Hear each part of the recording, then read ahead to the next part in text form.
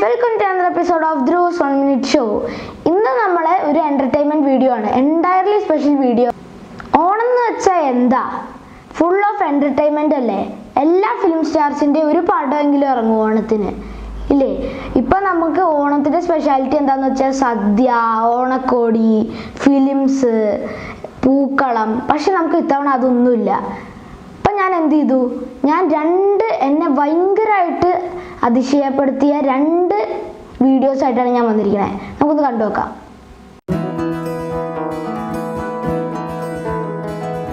ഒന്നാം ഓണത്തിൽ തുമ്പപ്പൂക്കളിറുത്തിട്ടേ,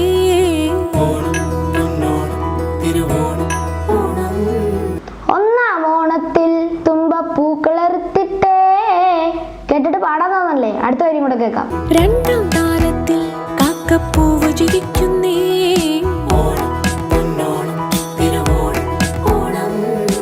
എന്താ പാട്ട്, എന്താ വിഷ്വലൈസേഷൻ! 2020 ഈ ഓണപ്പാട്ട് കലക്കി.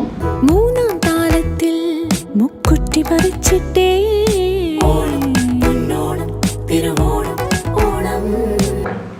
അപ്പൊ ഒന്നാം കാലം, രണ്ടാം കാലം, മൂന്നാം കാലം ഒരുമിച്ചൊന്ന് കണ്ടോക്കാം. എന്നിട്ട് സാധനം അങ്ങനെ ഇട്ടെന്ന് പറയാം. ഒന്നാം ഓണത്തിൽ തുമ്പപ്പൂക്കളിറുത്തിട്ടേ,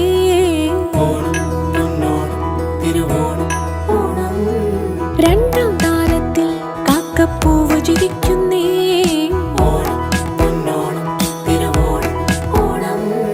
മൂന്നാം താരത്തിൽ മുക്കുറ്റി പറിച്ചിട്ടേ,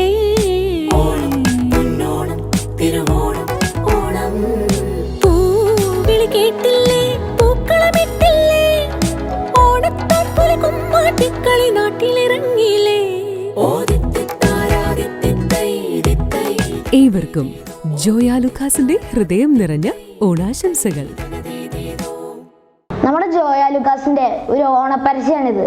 ഈ ഓണത്തിന് എനിക്ക് ഏറ്റവും ഇഷ്ടപ്പെട്ട ഓണപ്പാട്ട് ഇത് തന്നെയാണ്, ഒരു സംശയമില്ല. പക്ഷെ ഇതൊരു പരസ്യത്തിലെ ഓണപ്പാട്ടാണ്. ഇനി ഇതുപോലെ തന്നെ ഒരു ഓണപ്പാട്ട് ഇറങ്ങിയിട്ടുണ്ട്, അത് എമ്മയുടെ ഒരു ഓണപ്പാട്ടാണ്. അതും കൂടെ നമുക്കൊന്ന് കണ്ടിട്ട് വരാം.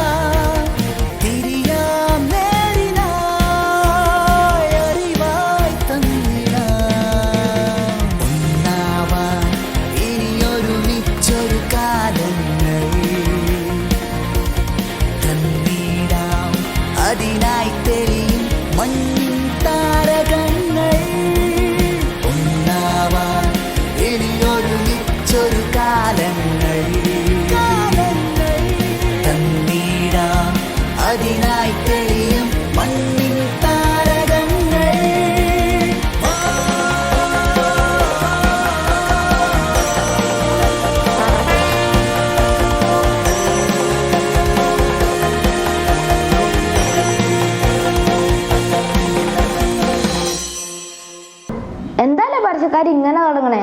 എന്തായാലും ഈ തവണത്തെ സിനിമയുടെ കുറവ് ഇതോടെ തീർന്നു. എന്തായാലും 2020 ഓണപ്പാട്ട് ഇത് തന്നെയാണ്. ഒന്നാം ഓണത്തിൽ തുമ്പപ്പൂക്കളിറുത്തിട്ടേ, ഒന്നാം ഓണത്തിൽ തുമ്പപ്പൂക്കളിറുത്തിട്ടേ,